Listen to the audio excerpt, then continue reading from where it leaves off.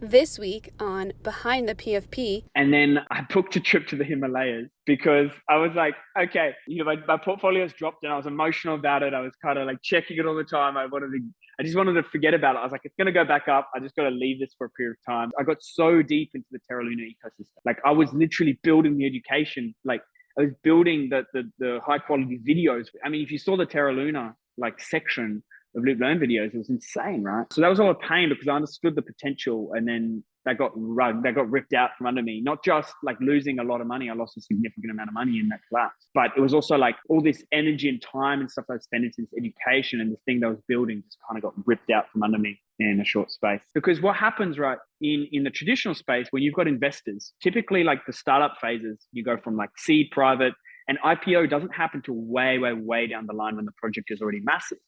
But in these early stages, the normal retail users don't get a chance to participate typically in these rounds. So all the building, all the pain, all the failures, all this sort of stuff happens, and it's typically concentrated towards angels and VCs who understand the game. They understand that it's a game of like of chances, and they understand it's a game of like they're going to invest in 100 things and only two are going to do well, but the two that do well are going to make up for the 99. I mean, as a guy, you get a ton of like stuff that comes up in your feed all the time. Like there's always like a photo of someone, that gets simp attraction, and it's like as a guy, it's like, oh yeah, I'm better than this. Like I'm cooler. I'm not going to simp on this or whatever. And so I don't. But it's kind of funny. Like you kind of simp in your head. You're like, oh, she's cute.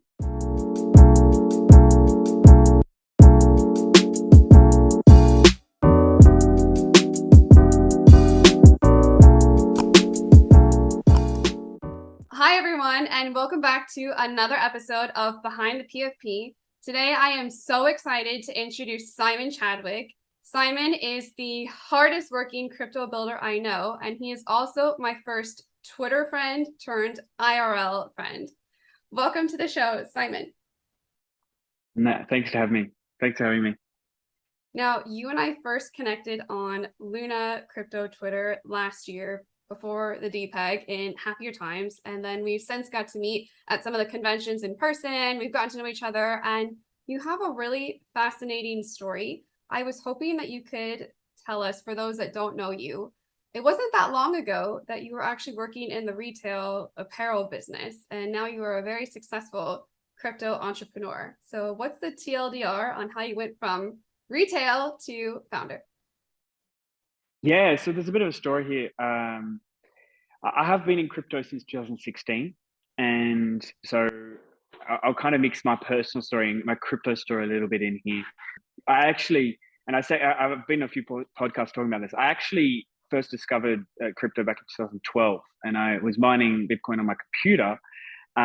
But it was kind of like it felt like I like to give an analogy. It felt like doing surveys, like it was like, okay, cool. There's a way that I can make money on my computer and all this sort of stuff. But it was insignificant at the time as to kind of the money that could be made. It was kind of like, oh yeah, I'm going to set my computer to like do this. And I felt like it was using more power than I was actually making from it. So I was like, I probably shouldn't run up my parents' like power bill or whatever it was.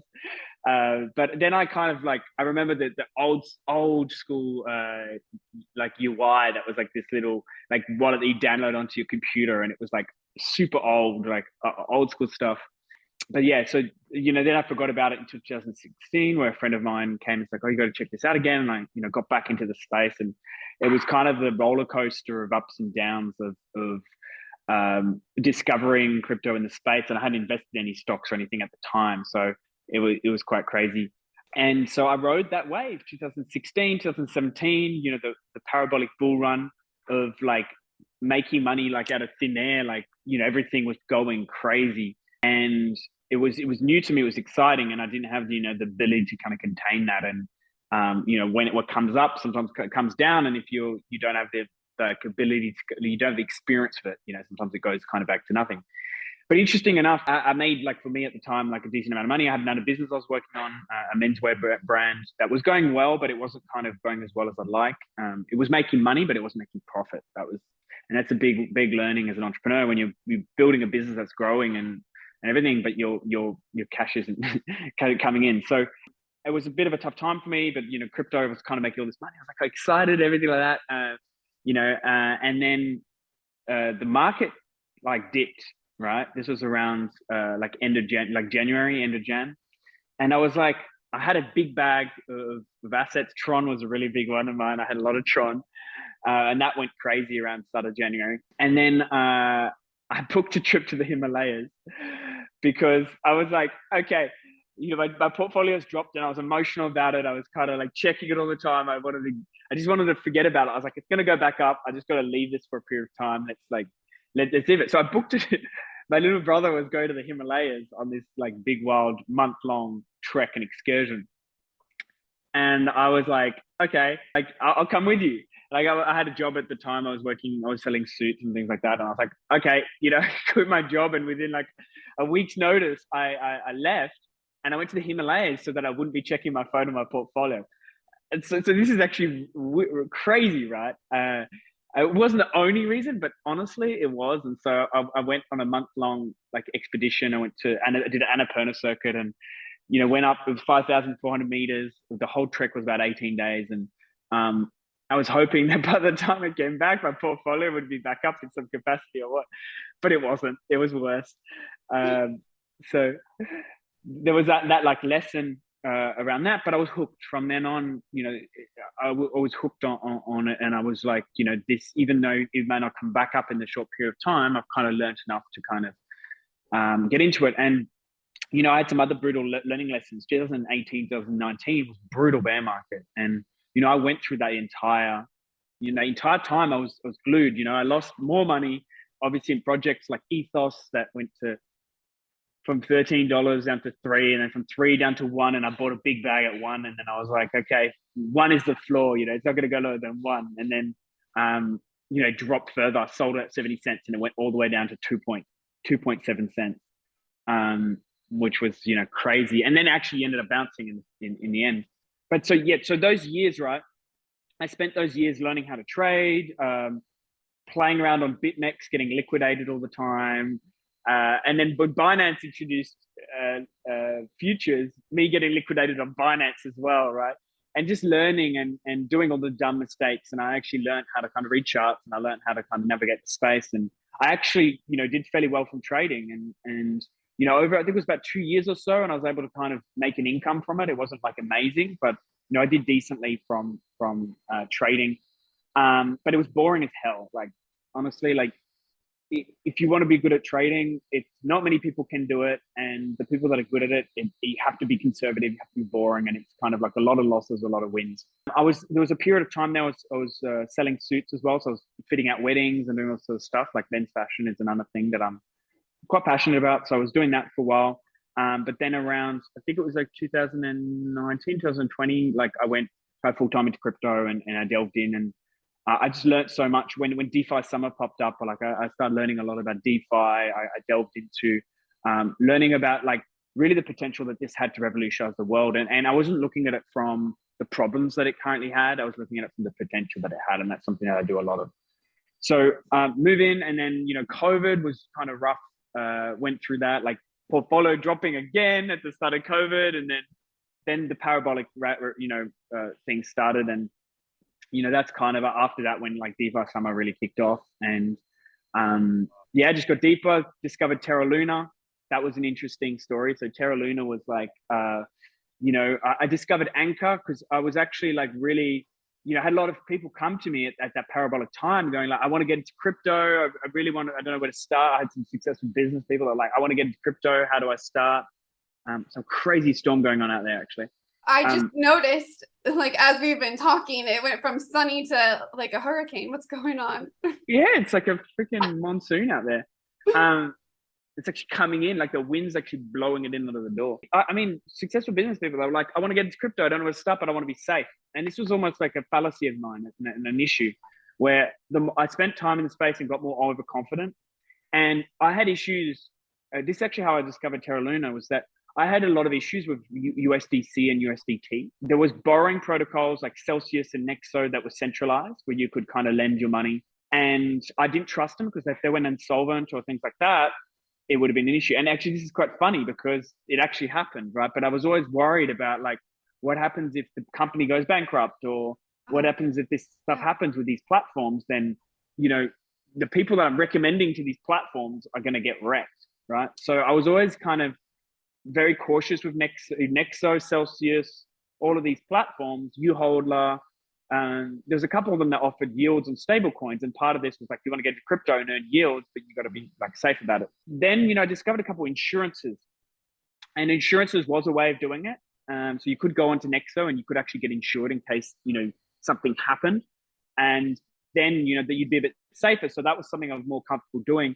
And when I was delving into some of these insurances, I discovered something called Anchor, and I was like, okay, what is this? And I delved into it. I was like, 20% return on stablecoin, like crazy, right? And you could get insurance. You could get peg insurance, and you could get normal insurance. So this was like easy to set up wallet. It wasn't hard like Compound and some of these others you had to like set up, and then you had to go through Nexus Mutual, and it was like really hard to do, right? So yeah, I discovered Anchor, and I delved in, and I delved into the mechanics, and I was like, this made sense. Like I was like, it makes sense to use staking yield to bootstrap like lenders.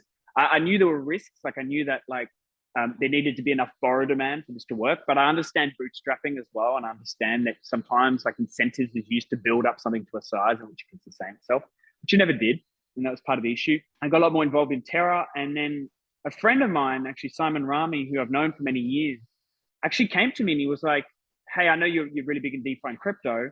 I'm actually building this platform called Loop. I'm building it with a co-founder, and I want to get you involved in some capacity. Now I was already doing my stuff. I was making decent money. I was, from investments and everything on the side.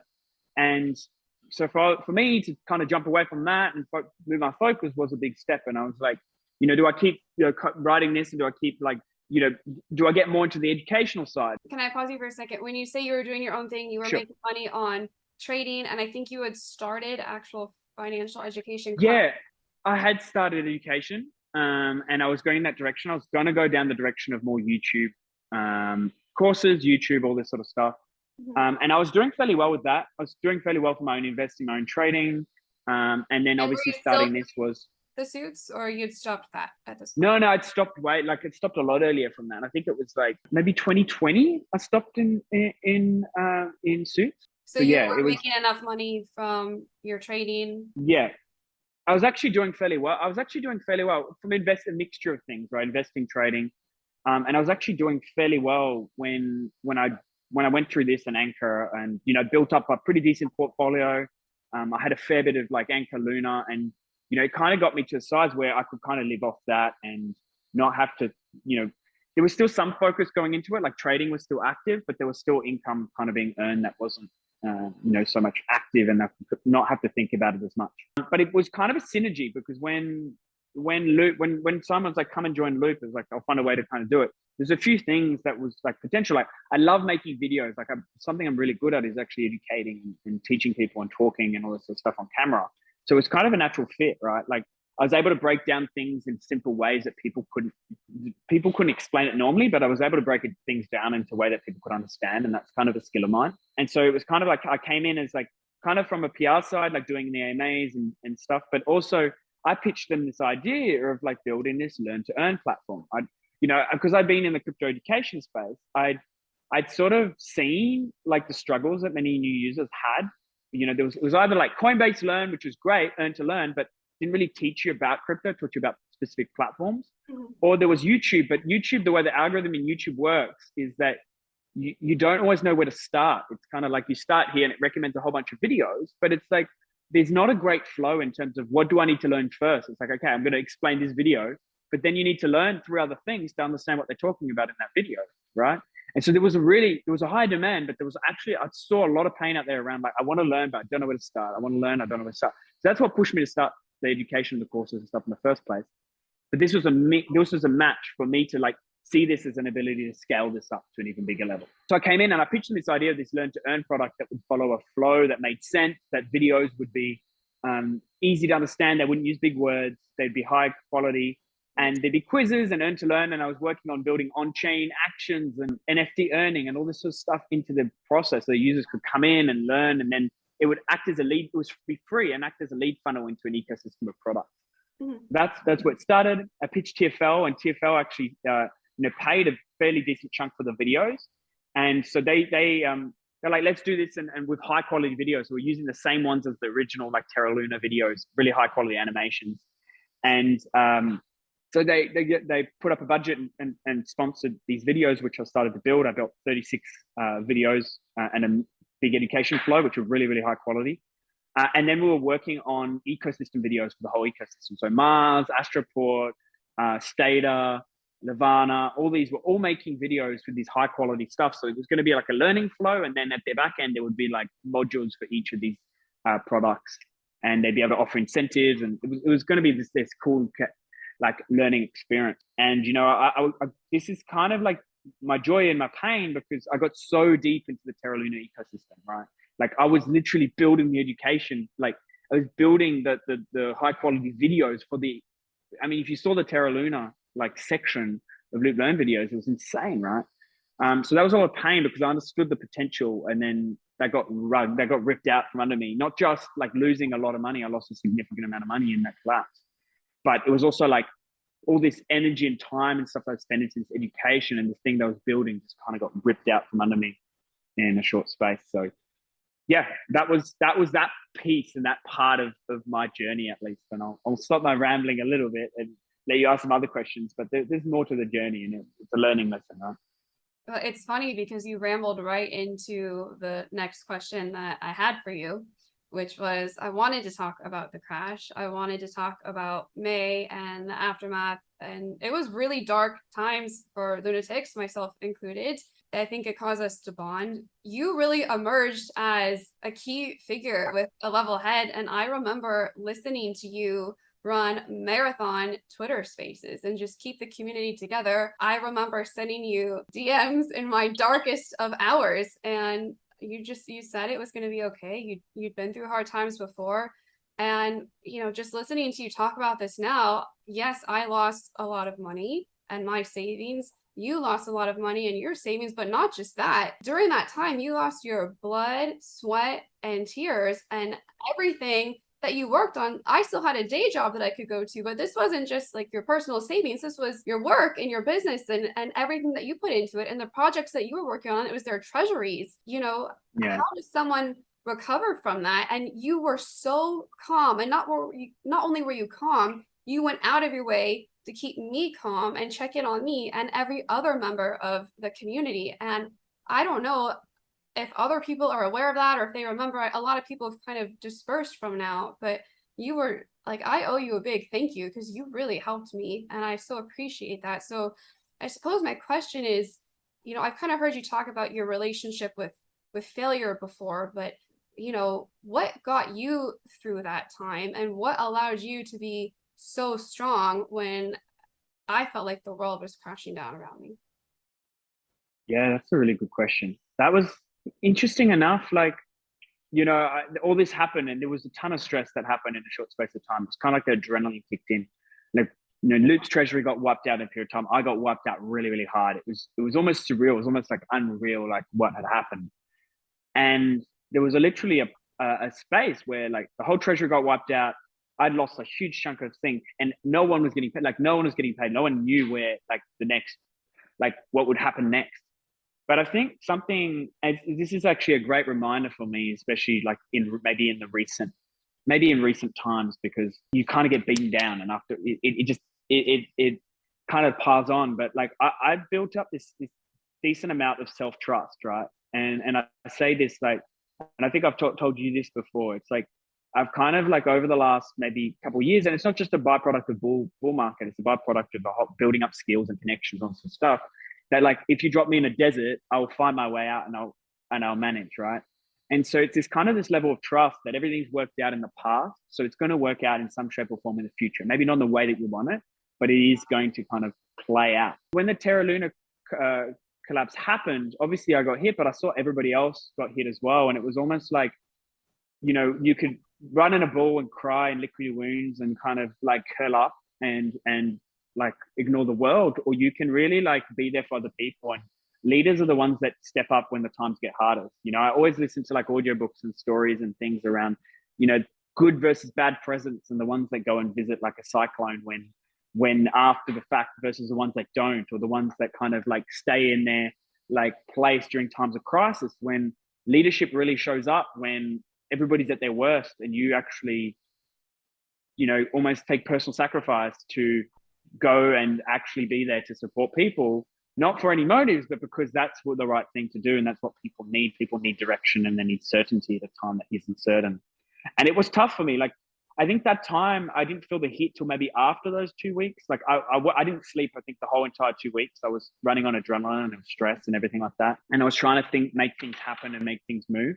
But, we got there and, I was there for people and I saw people get through it. And, everything ended up, kind of working out in the way it was, was meant to. And so, yeah, it was definitely a tough time, but I felt that was really empowering to me as well, right? Like to kind of do that and to step up during those times. And I think, and then it wasn't just me, there was many others that really did that, and it showed, so Nina, Steffi, and many others stood up, and Danku like ran these spaces, and it really, like, that really solidified a lot for the community and kept the community together and headstrong, because yeah, it's tough. But then you saw people that was really struggling at that time that did find their feet again, right? Or some capacity found their feet. So it shows you that, like, no matter what happens, it always works out in some capacity, even if in the time you don't feel like it does. It's interesting to reflect back on it now, several months later. I don't know how many months it's been, 8 or 9 months, 7 months. At the time, I couldn't have this conversation with you. It's been too painful, but to be able to look back and reflect now, it's much easier. Like several projects, you were forced to pivot after the crash. Can you tell us a little bit about what happened immediately afterwards and how that led you into the exciting new Launchpad project that's been keeping you busy? Yeah, so interesting enough, I think there was always a silver lining that came with this crash as well. And I saw it this way. I was taking on too much before the crash. Like, literally, like, I think I got stuck in this bubble, especially with, like, the Loop guys love to, like, focus on a lot of things. And I kind of got stuck into that world, which was like focusing on 6 things rather than, focusing on one thing and doing it very well. It was almost like an issue. And I was taking on so many different projects and things. I think I've told you at one point, I was like doing 6 things. Like, it was just too much, right? And I was able to handle it on this high level of adrenaline, but it was not, like, efficient, right? And it wasn't. So I took on, actually, when I was back on Terra, I took on an advisory position at a platform called Launcher, which was meant to be a new launch pad for the Cosmos ecosystem. And when I got involved, like, the tech and stuff, and was really, really good, but there was no one really doing anything for the marketing side. And it was actually a project that was incubated by Loop, but it was a separate team, had separate devs, etc. But it wasn't getting love, it wasn't getting focus, and it was trying to do this stuff, but it was like not the energy in marketing wasn't it. So I came as an advisor. I was like, what the hell is happening here? I've got to fix this stuff, right? Mm-hmm. So I came in and I drove, like, NFT campaigns, giveaways, and I smashed it, and actually got 1,800 people on a whitelist, in the space of a couple of days. And then when Terra Luna collapsed, that treasury got wiped out as well. But the main guy that was kind of running the platform just vanished, right? And so I actually ended up taking over that platform. And so, what happened in the Terra collapse was like, okay, just to set the scene, was like, okay, crap, a few days, what are we going to do? Most of our treasury is gone. We're cooked. We've got this team. We've got this project. We've got everything. What do we do? So then, these avenues started coming from multiple angles, which was, we're getting hit up by, I wasn't part of, the high level of these conversations, but, these chains were reaching out, and every single chain, it was like a vultures. Every single chain wanted a piece of every Terra project, right? You had like Hedra and Polygon and Near and, Secret and Osmosis, and everyone, it was like an auction or a fight for these grants. And people kind of forget what it was like at the time, but it was kind of this free for all of, like, we had like Partisia, like some random, like, Solana offshoot project that was like wanting to bring on projects and grants. And so it was like, I saw Tom and Simon kind of like debating, like, where are we going to go? What are we going to do? Like, there's like options. And it was kind of like this kind of light bulb moment of like, we've actually got options right now to kind of go to places, and who's going to look at, like, not just money wise, who's going to have the best community and who's going to kind of look after us, and this sort of stuff from the Loop side, right? And so it was a lot of like uncertainty still around, these decisions, and there was a lot of conversations happening, and it kind of got to a point where it dragged on. And behind the scenes, I tried to pull the kind of puppet strings and trying to make a decision, because to move forward, I felt like the team as a whole needed to know what was happening. They needed to kind of have some kind of direction. And Juno was the one that stood out because the community was very strong, and they came out very strongly, especially on socials, in terms of like bringing us in. Obviously, the grant was decent. But the grant, and people talk about this big grant that Luke got now, but the grant was there was grants offered by many ecosystems that were quite sizable as well, and it was kind of like at the time maybe it seemed it was this free for all. It was an emotional time where people just wanted these Terra projects and they were doing big things to make it happen. And the Juno community put on some polls and they were super loud. They were in all the telegrams and Twitters and everything. They came out in force wanting to bring on these Terra projects. And so, in our minds and in my mind, that community was, really stood out. And that's something that we needed. I felt like we had a chance to have a fresh start and to start from not from zero, already having built these products, and we could like wipe out maybe some of the mistakes in the past or some of the things that happened on Terra or anything that kind of happened. And, I really was like hopeful of that being a fresh start. And so, I kind of pulled the strings as much as I could behind the scenes, to get this like relationship happening and to get like the community engaged and everyone was excited. We thought it would be a really easy port over from Terra to Juno. The tech wasn't as easy as just like taking your code and spinning up on Cosmosm. There was actually a lot of stuff missing in many of the chains, like in terms of infrastructure. It was a different version of Cosmosm, so the tech wasn't as easy to just like, you could just pick it up and then move it over, which was what I thought it would be like. So that was challenging. It took a lot longer to deploy the things. And Lunar Launcher actually got kind of bundled into this grant, which is a little bit kind of messy now in hindsight, but it got bundled into this, brought over, helped to bring over a lot of Terra projects as well. Like I was talking to Levana at Consensus and talking to a lot of like, different projects. And so a lot of projects followed Loop over to Juno. And from there, I actually took over Lunar Launcher and decided to rebrand it. So that's kind of the story of how we got to now. And I'll leave it open for any other questions. So I'll stop my rambling. So where are you now? Where are you going? What is the product? What can we expect from it? Just to bridge that gap quickly, we're focused on Juno, and obviously the bear market took hold. Token prices went down. Things took the way they did. I found Loop Learn a lot harder to kind of focus on and build, even though it's still my baby. We started with such high quality videos, and so we actually did do some more editing and focusing on like more education, and actually kind of pivoted more towards like Spanish education with Nina and stuff. But it was challenging because like the retail market just basically disappears. So all these educational videos that are meant to onboard retail suddenly don't really have as much of a place, and your budget's not as high to be able to build these videos, and I found that difficult. I actually started making a lot of recorded videos with my face and educational videos, but a lot of my energy kind of moved more towards Eclipse, which is the new rebrand of Lunar Launcher. And I kind of distanced a bit from Loop over time, and I spent a lot less time on Loop and more time on Eclipse Pad.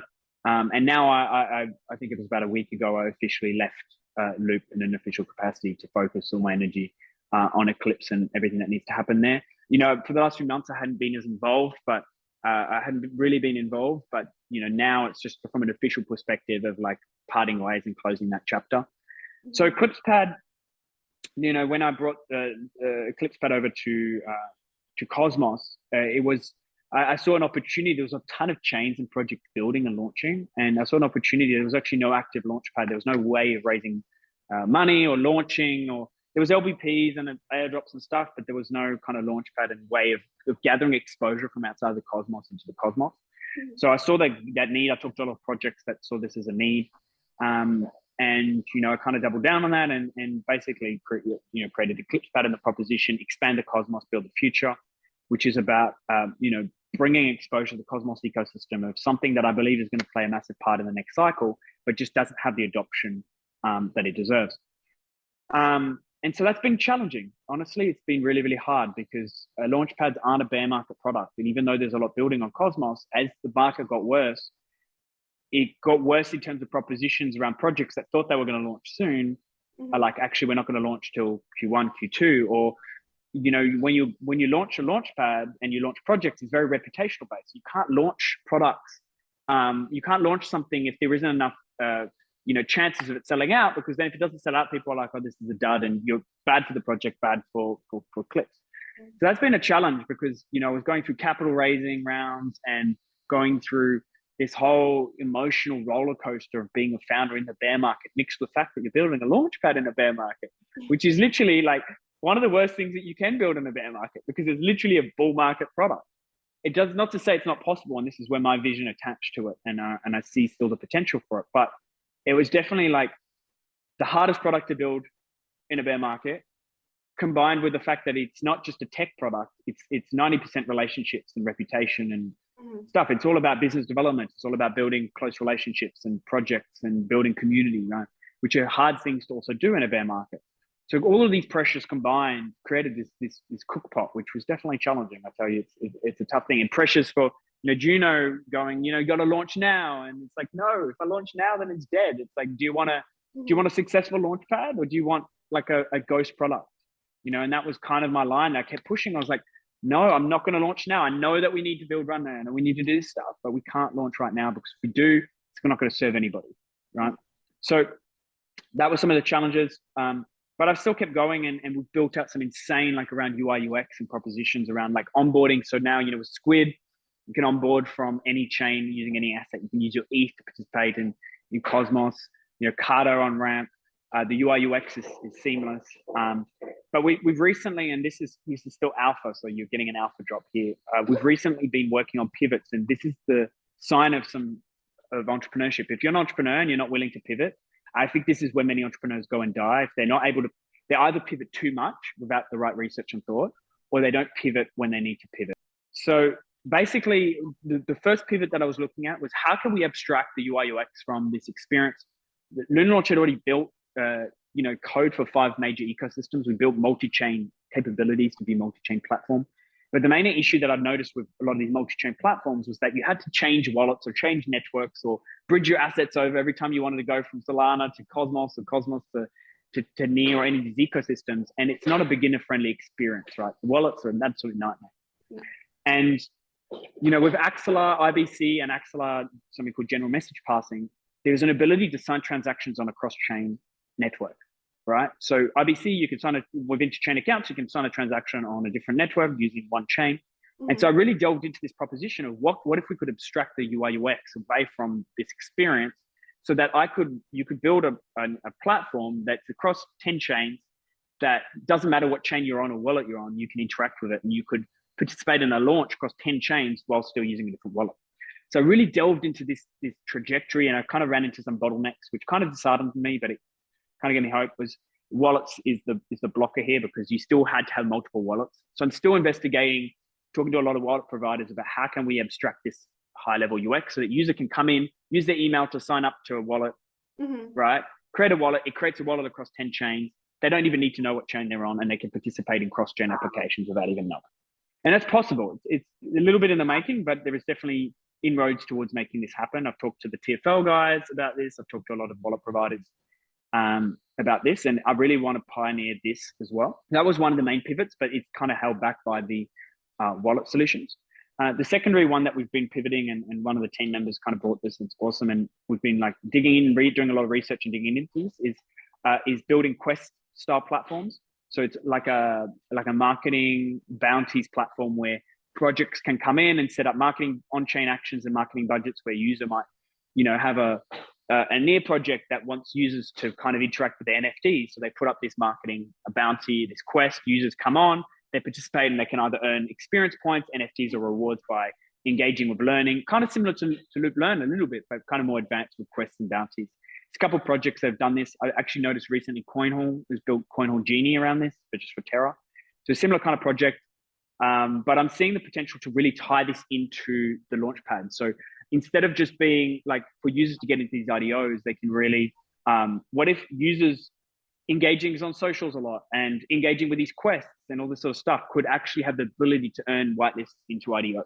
And that's kind of been my kind of direction that I'm working on pivoting to, is building out this product that's like, what we can actually generate revenue from projects coming on and listing these marketing bounties.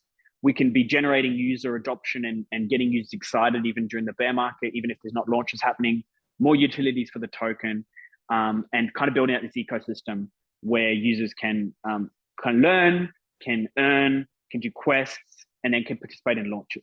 And so that's kind of our more recent pivot and the direction I'm excited to go into. And this is all alpha because this is not being talked about in public. So the first one hearing it. Don't broadcast it too wide. Don't worry, I've only got 12 followers, but it'll spread quickly if I say the word alpha. You know, you put out a thread recently that was very vulnerable, and I appreciate you sharing. You were talking a lot about the issues that founders go through that aren't talked about so much. And I feel like for every one person like you that shares these difficult experiences, like what you were talking about just now, the issues with FTX and kind of the indirect consequences, you yourself were not affected by FTX. However, it affects investors, liquidity, things of that nature. You said a line, it was the pressure of potential. And that really resounded with me. You know, I feel like you hold yourself to this high standard. Maybe that's common with young entrepreneurs, but I was wondering what prompted this. We did talk about this a little bit. And how can we get more people like you in this position to speak out? I feel like it's needed in the space. And this is how I kind of started the thread. It's a tough one because what happens is you get into this position where you're like, okay, I'm in a position of leadership, so I have to show a strong face for the people, or you don't want to show weakness because you're showing, whether you're raising from investors or dealing with people, you want to show that you've got this like invulnerability to the market, right? That things don't affect you and they're able to handle the pressure and go forward. And to some extent that's true, but the other extent is that like people don't see sometimes, and this is something that I really wanted to call out. I've seen a lot of drama and a lot of like stuff on Twitter on things.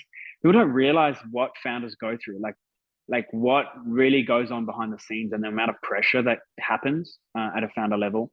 And I'm sure there's some that are even more than me, but like if you take everything into account and then you slap on multiple pressure cooker things on top of it, it gets insane. Like, because as a founder, you're not just looking out for yourself, right? Or your product or your vision. You have the team, you have mouths to feed, you have, things relying on you.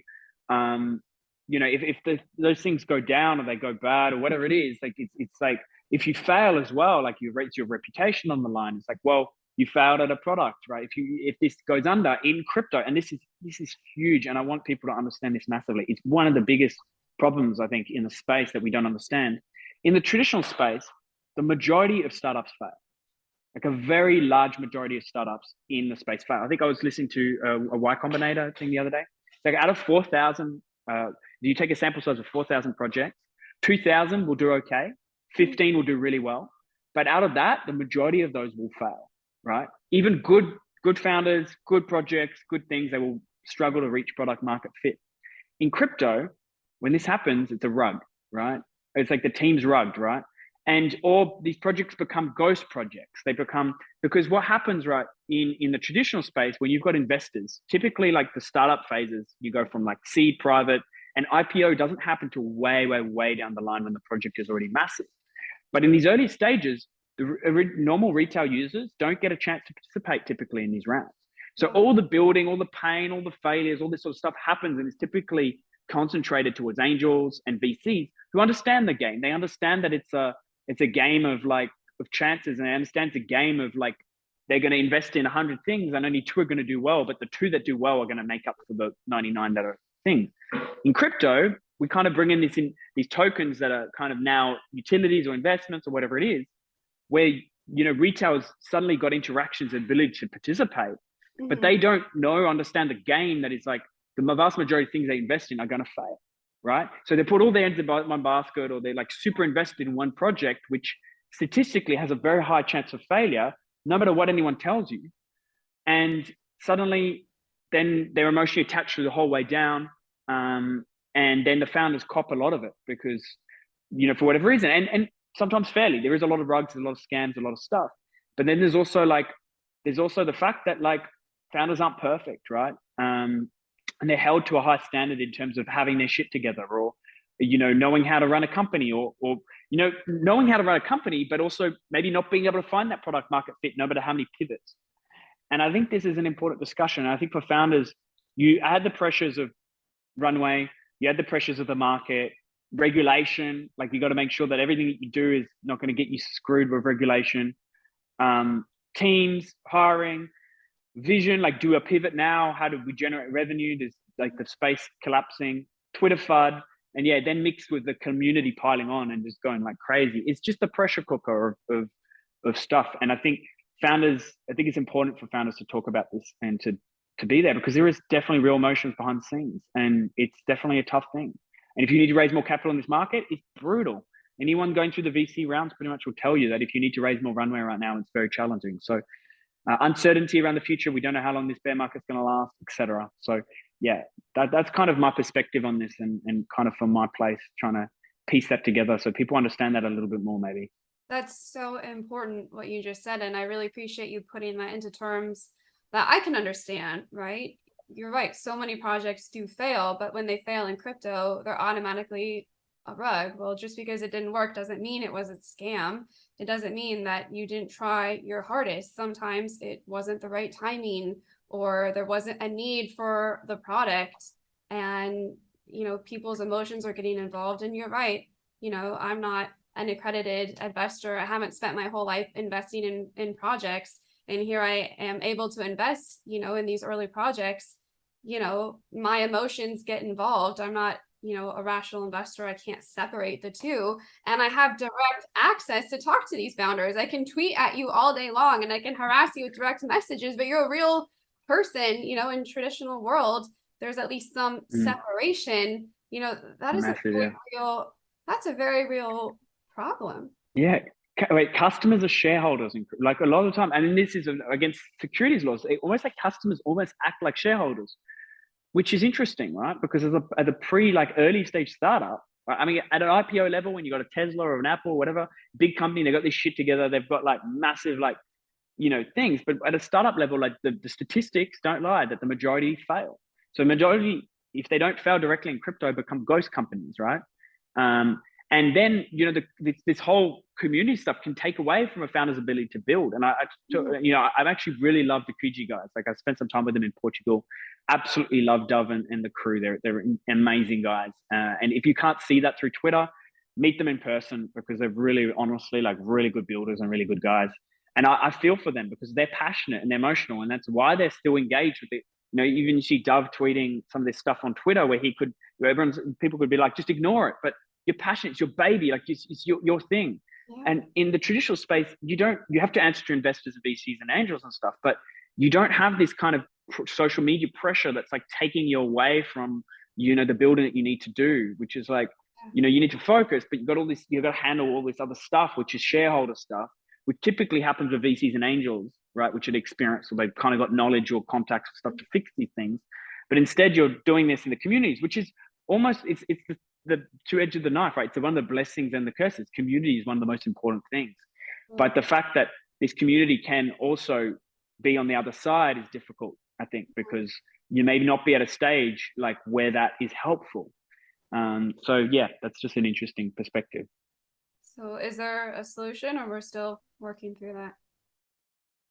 I don't know, honestly. I think it's both the hot and the cold. It's both sides, right? The DAOs and communities and stuff are one of the most amazing innovations, but at the same time, they're challenging for founders because they could obviously bring a lot of wealth of talent and knowledge, but if you've got like a founder that's driving a ship one way and they have to go through a lot of like things to be able to pivot it, I think the one advantage is with DAOs, at least, and the one thing that makes them kind of strong in a way, is that they are automatically putting a user focus in the crosshairs, right? So with a project, in the Trev space or normal, you're spending a lot of time trying to figure out your customer, the needs, the demand, the product market fit. So DAOs in themselves, the communities are almost the product market fit by themselves. But if they want to grow to another big level, they still need to be able to get rid of some of these biases and stuff of like, hey, we're only going to serve this market. Like if you're a DAO and you build this community, this tight-knit community that's like, we got these values, we got this strength, we're this strong community, boom, cool, awesome. But then if you want to grow past this bubble, you need to be able to figure out how to research customers, how to create product market fit for users outside of that bring money in, because your niche is probably only like to a certain size. Like an archery club is only going to grow to one certain size, right? If I don't know why I'm using archery as an example, but if you're an archery club of like 20 people, 30 people, you're super passionate, or you've got even maybe a couple hundred members, you've got every single possible archery people that fit within this box. Yeah. and you want more people to get into archery, right? You have to be able to kind of then, instead of like go, okay, we got to expect everybody to be like fanatic archery people like us. It's about like building out programs outside of that that are working into users in the real world and promoting benefits into the real world of what they're wanting to use. So archery might be like, hey, this is a really good balance coordination thing. Instead of selling archery as like this amazing, the most amazing thing in the world and the craziest thing, people don't care about that, right? Yeah. But if you can sell it to their benefits and you can find a product market fit outside of that, you can expand those use cases. And the problem sometimes with DAOs, I could be completely wrong with this, is that they get stuck in this kind of this bubble in which there isn't always someone to kind of drive that and go, hey, we need product market fit. We need to go out into the real world. We need to go do this stuff. And we need to kind of grow out of this little container. I agree with you. So switching gears a little bit, I'm wondering, what do you feel is your biggest accomplishment or proudest moment in the crypto space? I'm going to take it to like a growth level rather than what I've done. I mean, Loop Learn was amazing. Getting Eclipse to where it is amazing. I think for me, it's just the growth that I've seen in terms of potential of like just being able to kind of see the possibilities and all the moving pieces, and actually like be able to go, hey, I know that I can actually build something significant in this space and I can do something.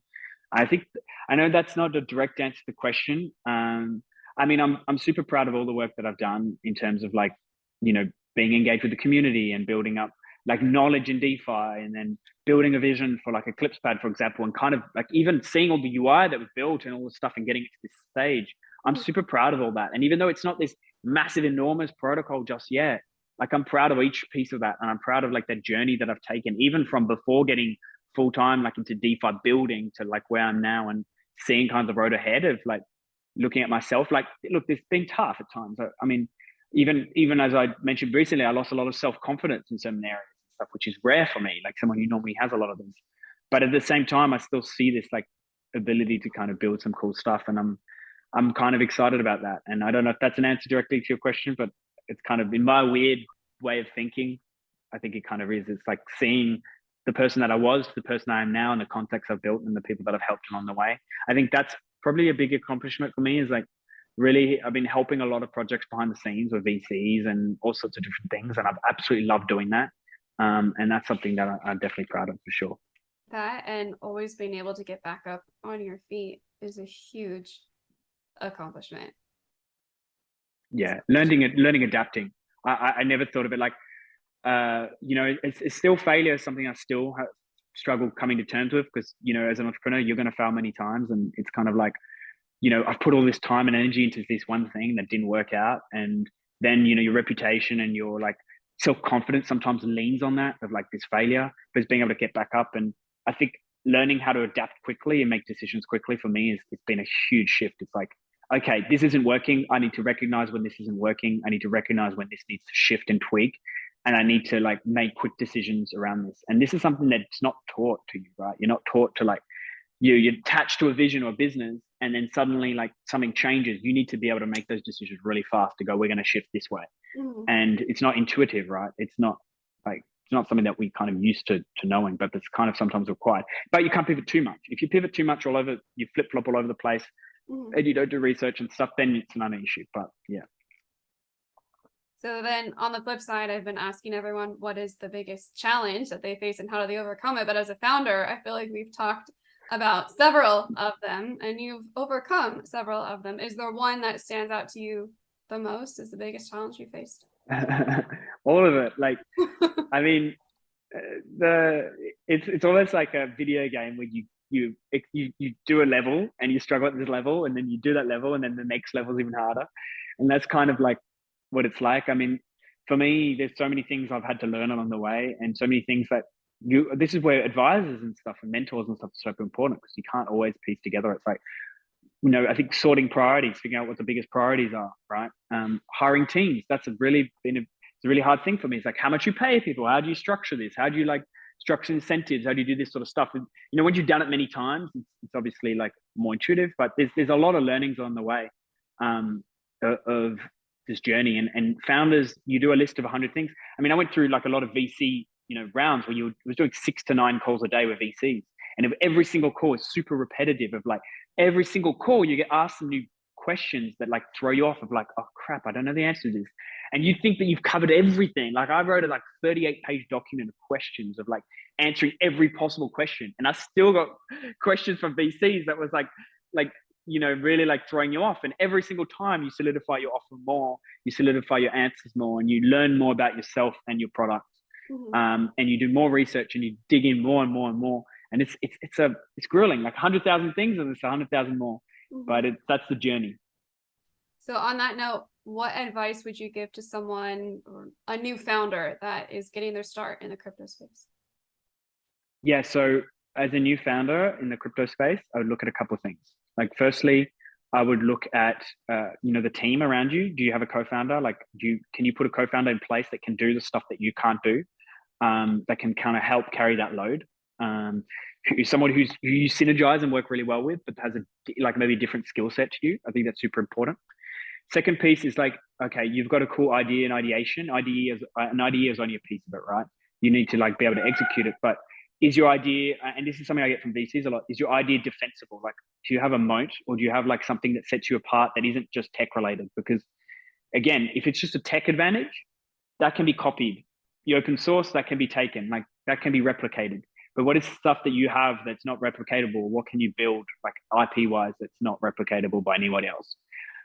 Then I look at customers of like, is there a demand for it right now? Or is there a demand for it in the future? Can you survive up to the level in which there is a demand for this product? Can you prove that demand? Who are your customers? And then distribution, like how do you get out into that market? That's called go-to-market strategies, which is like, how do you take that product to market that's unique and different? How do you create integrations, partnerships? How do you reach those customers of yours that are out there? And then thinking about sustainability and stuff. There's a lot to it, but I'd say start with the basic blocks of who your customer, who are your competition, what's the demand, and what's the differentiating, but not just a feature set. I got trapped in this like features as a differentiator, but it's like, well, what is your unfair advantages that are like unreplicatable, right? What are things that you can kind of create that are moats that are not easy? Like that could be a partnership. It could be like a specific like level of contacts. It could be a specific community can be a moat, right? But you need to start thinking about these things as like untangibles. That's what sets you apart. It's such fantastic advice. I'm really excited for people to see this because you are doing it and you're so successful and you've built so many different businesses in the space. Anyway, I would like to know if you could have dinner with anyone in Web3, who would it be and why? In Web3, I'm kind of split. I'm gonna be controversial. I would potentially say Doe, and this is interesting, right? Because you know, I especially with the Terra Luna collapse and the kind of fracture relationship, she's probably two. I would either have dinner with, I think there's a guy from Tangent Ventures called Jason, and I think he has some awesome knowledge and stuff, and I'd love to pick his brains. So he'd be someone that I definitely want to catch up with.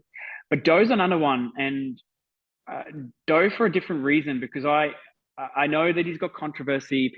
There's a lot of people who hate Doe. There's a lot of people that love Doe. Everything that happened, but he is someone that dares to dream, and he has visions that are bigger than you know. They're big. He works hard. Obviously, look, I can imagine the kind of person Doe is to work for. Right, he's similar boat to Elon Musk. Very tough. Steve Jobs, awful boss potentially.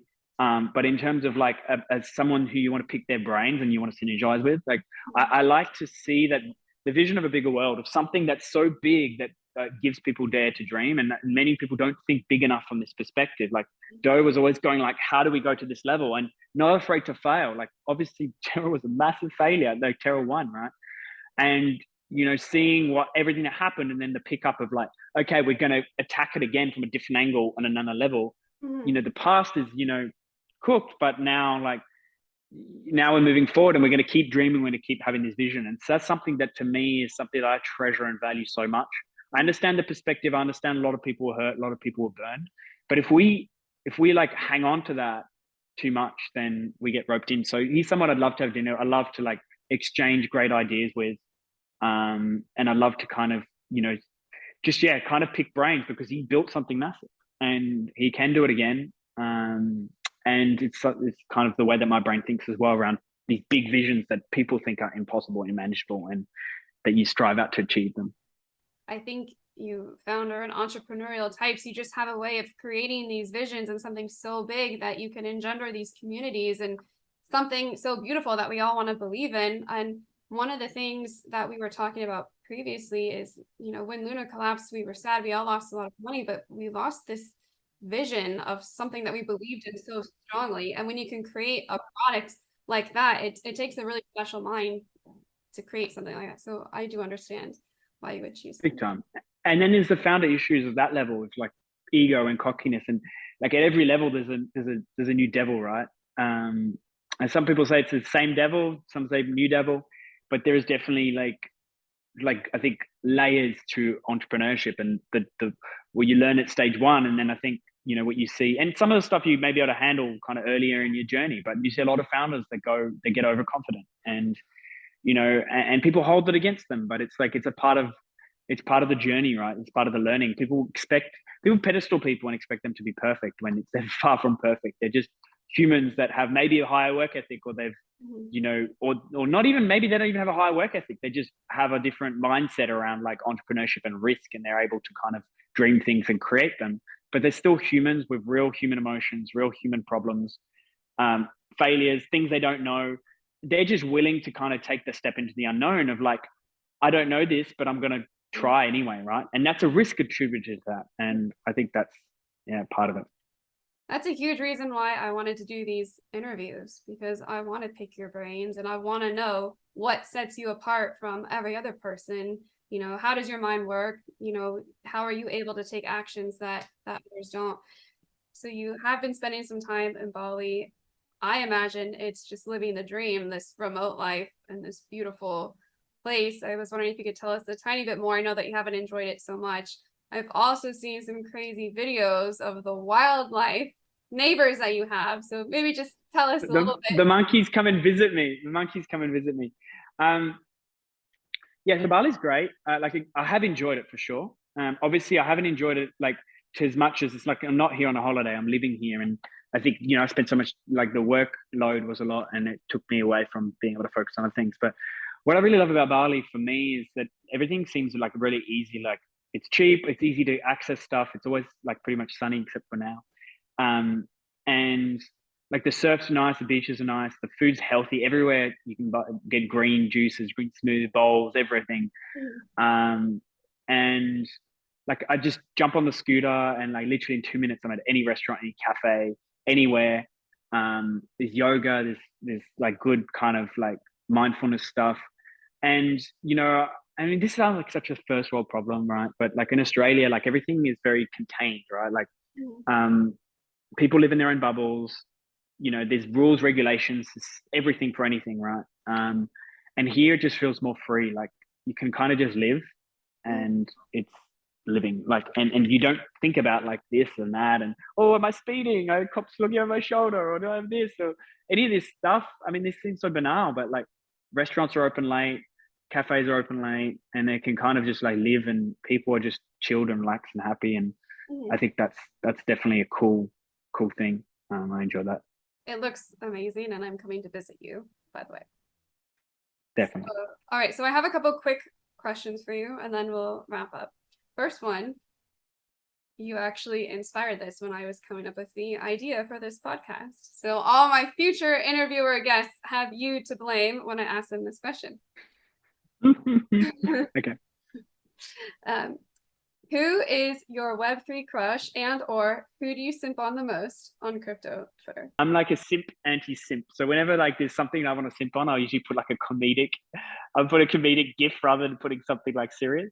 I think I've simped on you in the past, but I don't think there's any one person that I simp on, or like Web3 crush per se. I don't know. It's a tough one. I think I spent so much time focusing on work that like I'm like, she's like, you're my Web3. You're like, I'm your Web3 crush.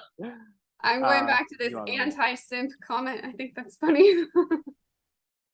Well, maybe it's like a deflection. I don't know. But like, I mean, as a guy, you get a ton of like stuff that comes up in your feed all the time. Like there's always like a photo of someone like that get simp attraction. And it's like, as a guy, it's like, oh yeah, I'm better than this. Like I'm cooler. I'm not going to simp on this or whatever. And so I don't. But it's kind of funny. Like you kind of simp in your head. You're like, oh, she's cute. You know what I mean? Like, yeah, it's funny. What I think is so funny about this question is, again, when I said I was going to do a podcast, it was you who said you have to do fun questions like this, and you're the first person to not give me a straight answer. And I think that's absolutely hilarious. It's good. I'm good at deflecting. Yeah, I told you to ask that question, but not to me.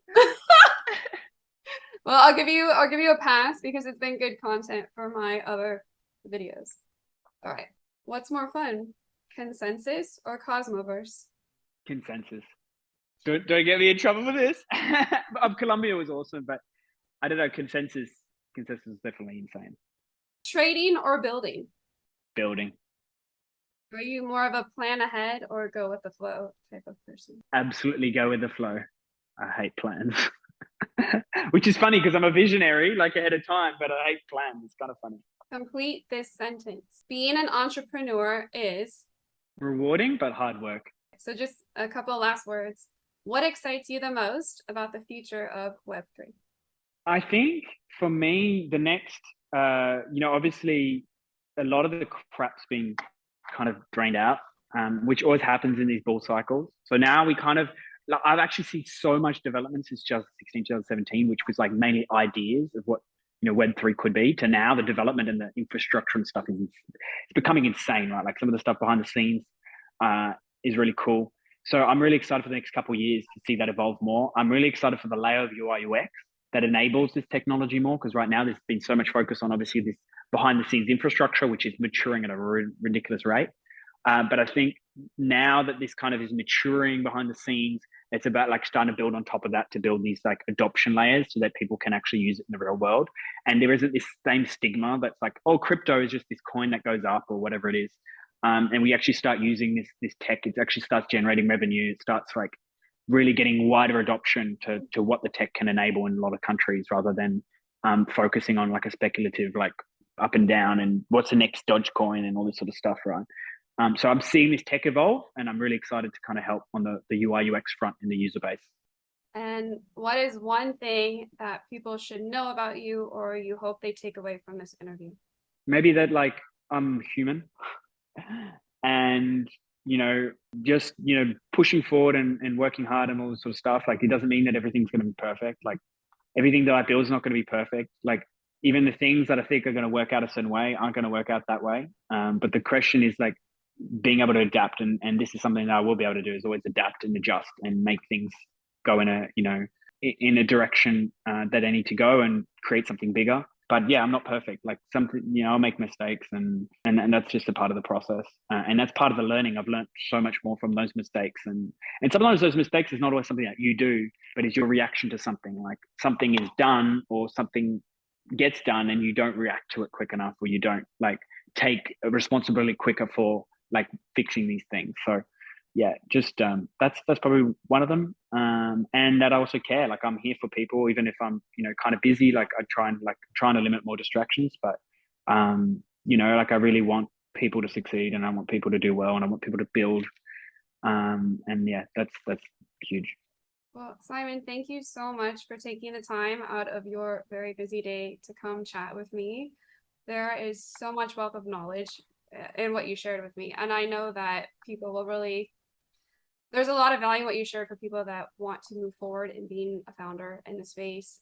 You have such a good heart, and you're someone that I've met in person. We spent a lot of time just chatting on the phone, and I can just say that you've helped me go through some really, really dark times, and it's fun. I learned a lot about you that I didn't know, and we've spoken quite a few times. So I really appreciate your time. I am so excited to hear about your project and everything that you're building. And I know that you're going to continue to do wonderful things in the space. Now you've got me rambling because I have just nothing but great things to say. I appreciate it so much. And I absolutely love that you're doing this. It's super exciting. I think you're the best person for this. And I'll add a little thing. Guys, if you haven't subscribed, make sure to like, share, and subscribe to the channel. I'm shilling it for you. But yeah, that's definitely like I'm excited to see this YouTube grow and you start to get some like even bigger guests and share some exciting stories. I think it's like really well suited for you, and you're going to do some great stuff in Web3. I think you've got a touch that Web3 does need, and I think that's important to kind of like embody that, and you are like embodying that touch that is different and setting apart from everybody else, and I appreciate it. So Thank you so much. It's that human element, and you are a really big inspiration for me. So thank you very much. Is there any place that I can link people to follow your website and your Launchpad? Follow you. Yeah, Twitter's probably the best. So Simon CH00, I think, and then Eclipse Pad is the handle for Twitter. So go follow that. We've got a few channels and things, but like we pop a lot of updates in there, and it's the place to follow on all the developments and stuff. And I look forward to building up this awesome community. I want to build something fun, something exciting, and something that's sustainable and brings value. I think that's like the biggest thing. Like focusing on, as the Kuji guys say, grown up DeFi, focusing on revenue, focusing on real value provision, and that's all stuff that we're going to do for sure. Well, we will link to that. And I think it's so important that as a founder, you're putting your face out there, and a lot of the challenges that you spoke to, you know, you're not hiding behind, you know, the profile picture. You're out there, you're talking to people, you are engaging, and we get to see the real person who's building these products. And I'm very excited for the future of it. So thank you. Appreciate it. Thanks for hosting this, Jade. And I look forward to future podcasts. Perfect. All right. We'll see you soon. Thanks, Simon.